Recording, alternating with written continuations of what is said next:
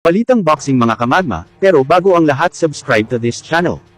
Kampo ni Naoya Inoue pinuri si Marlon Tapalas, matapos sabihin ng tinaguriang halimaw ng Japan na isa si Marlon Tapalas sunod kay Nonito Donaire sa mga nagbigay sa kanya ng intense na laban. Hindi raw nito akalain na may lakas rin ang Pinoy, hindi raw ito nagpakita ng senyales na napapagod na ito sa laban.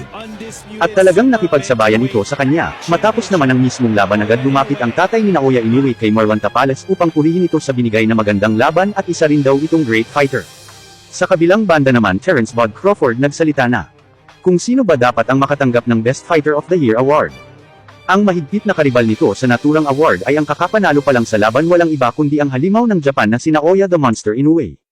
Ayon pa mismo kay Crawford ay mas dapat niyang makuha ang Best Fighter of the Year award sa matibay na dahilang tinalo niya sa napaka-impresibong paraan ang top pound for pound candidate na si Errol Spence Jr. Di hamak naman daw na mas malakas pa rin ang kaso niya kumpara sa mga nagawa ni Naoya Inoue ngayong taon.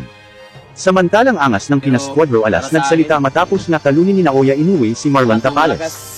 Ika nga nito na nagmukhang malakas na naman daw si Inoue dahil hindi naman daw tunay na malalakas ang mga nilalabanan nito. Saad pa ng angas ng Pinas na kung siya daw ang makakatapat nito ay talagang may kalalagyan ang sinasabing halimaw ng Japan kapag suntok na daw niya ang tumama dito. Sa palagay niyo mga magma, sino sa tingin niyo ang mananalo sa oras na maglaban ang dalawa? Comment down below. So hanggang dito na lang tayo, hanggang sa muli.